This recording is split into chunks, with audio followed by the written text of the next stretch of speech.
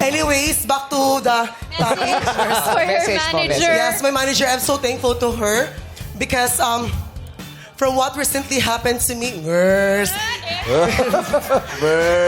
ito po, thankful po kasi hindi po niya ako, Bisaya man tani.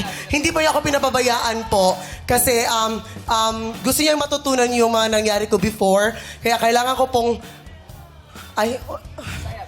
Bisaya po, Dira? Sige. Juan. English. English. Nag-English din si Aura.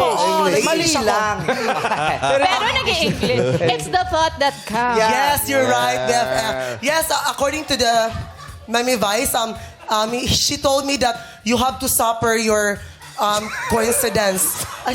That's right. Consequences, You sorry. have to suffer. Yes. And may that be your last supper. Last supper. No, it's not, Memi Vice. I'm just so thankful because you are there to guide me. Even though that, yes, that's all. You didn't need to show up the TV. Oh my God.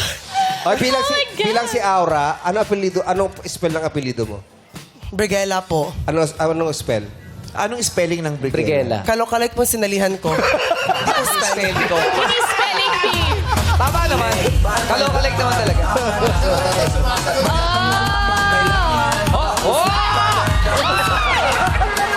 Ganun pala yun? Alam mo, parang hindi naman yung premyo na kalokalike ang gusto niyang makuha. Ano? Yung benepisyo ng PCSO pag na-disgrasya. yung tulong ng DSWD at saka PCSO, parang yun ang Kaya kailangan ganun pala yun. Pag hindi mo ma-spell yung apelido mo, tatumbling ka na. Oo, lang. tatambling Yes, ka na ganyan lang. po. Ganun pala. Distraction. We're not twist. Oh, yeah. Grabe, tingnan mo yung tumbling niya at saka yung pag yung split. Tingnan mo, nagkaroon ng pasa yung stage. Yung stage ang nagkapasa, Hindi hindi siya. siya. Pati kasi yung katawan, Tibay ng katawan.